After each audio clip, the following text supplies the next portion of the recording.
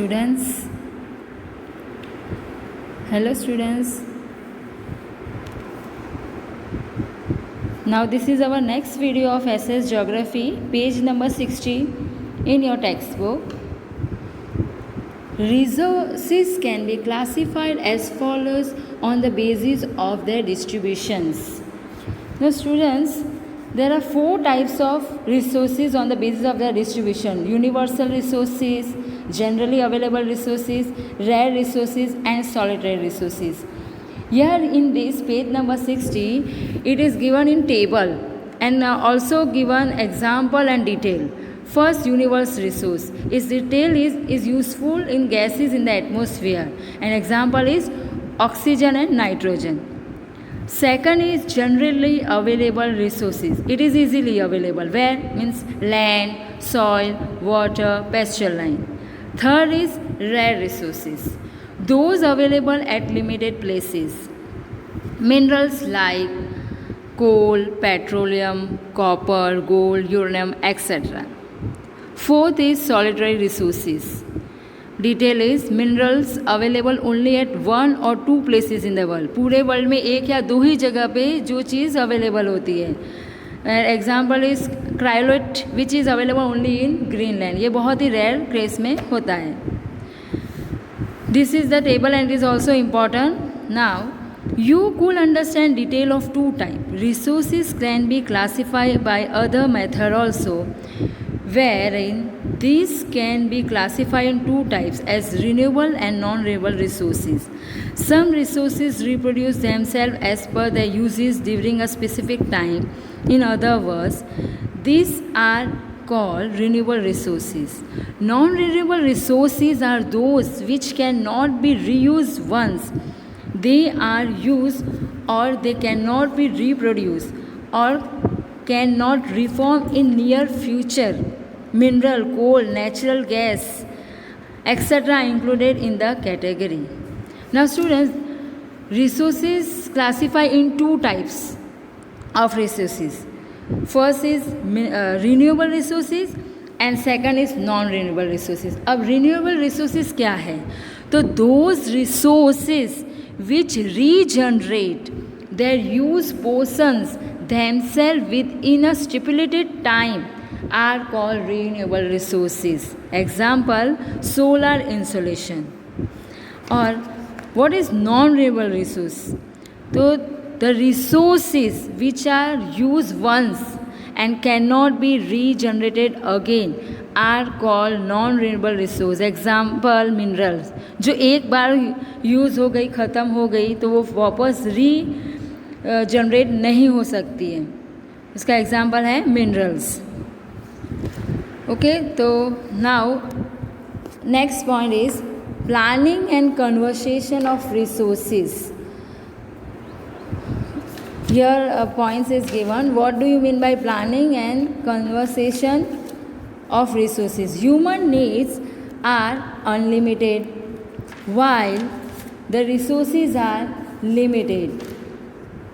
During last 100 years, uses of the resources has increased very much due to extraordinary development in science and technology. And due to population exploration, several implications will have be experienced in future. If a serious thought is not given to this matter, so it is the duty of all of us to conserve resources for the future generation. Resources could be conserved and should be used rationally. The word conservation is directly related to the scarcity of resources. If the resources are exploited to the current rate, where they are exploited haphazardly and irrationally, then it will be a dream to maintain the development and the current lifestyle. It includes things like its rational uses, its conservation and reuses, where there is a danger of extensions of the life of a tree or a human life. The arrangement made for it is called conservation. Now students, human needs needs are unlimited. Humans के जो needs है वो कभी भी ख़त्म नहीं होती है. Means if they have cycle, their needs arise for scooter. If they get scooter, their needs arise for car. Like this. उनके एंड से वो जो कभी भी ख़त्म नहीं होती है. Means there needs never come to an end.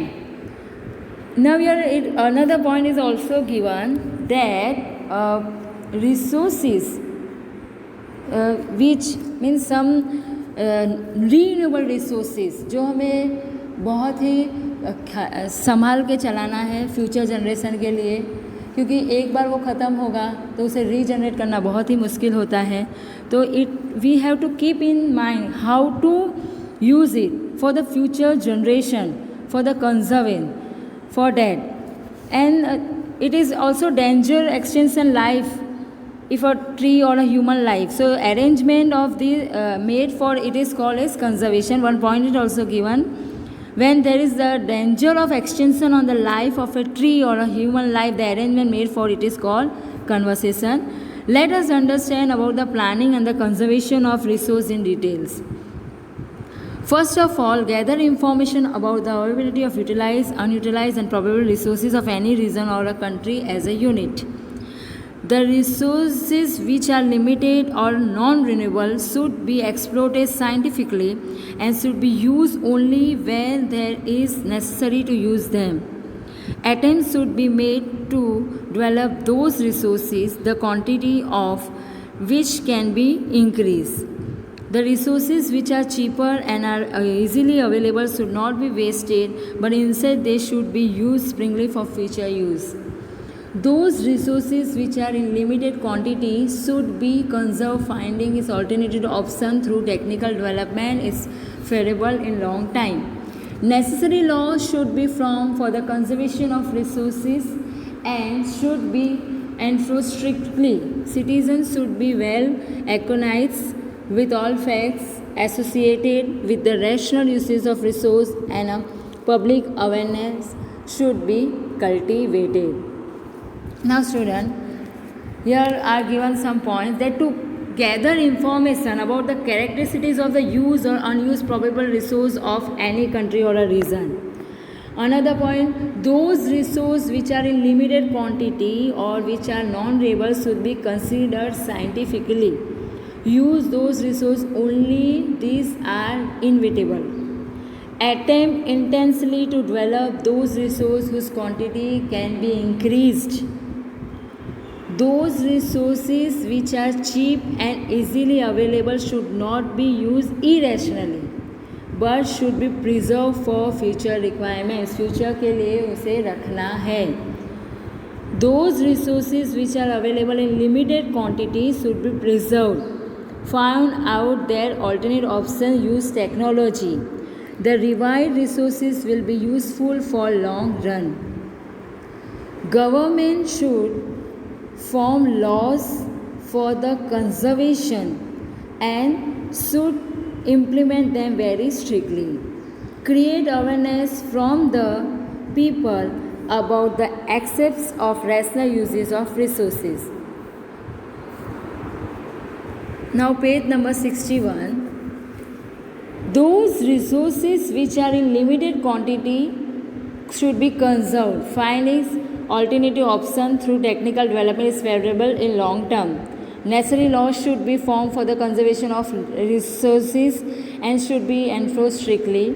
Citizens should be well acquainted with all facts associated with the rational uses of resources. A public generation should be cultivated. As I said above that whichever resources is in limited, that we have to save it for the future generation, and necessary action, laws, rules and regulation must be taken, otherwise no one take care for renewable resources. If laws and rules is there, then only people understand, citizen will have awareness. Okay. Now soil formation. Generally the part of the surface of the earth wherein the vegetation is known as soil. The soil is a thin layer composed of various elements on the surface of the earth. Minerals, humidity, humus, and air are mixed up in it. The partial rock lies below the soil. Soil is formed due to the material available through the reactions. Biotic remains, humidity and air get mixed up with it. In other words, the soil is a natural mixture of minerals and biotic elements which have the capacity to grow and develop vegetation. Now student, what do you mean by soil formation?